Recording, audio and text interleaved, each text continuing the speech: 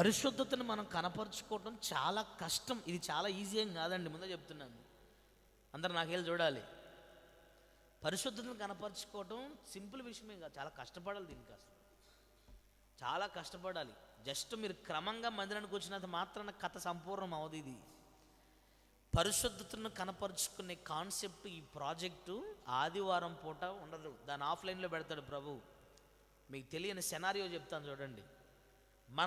మన భక్తి విషయమైన పరిశుద్ధత ఆరాధనలప్పుడు, పండగలప్పుడు, మీటింగ్లప్పుడు ఆఫ్లైన్ మోడ్లో పెడతాడు దాన్ని ప్రభు.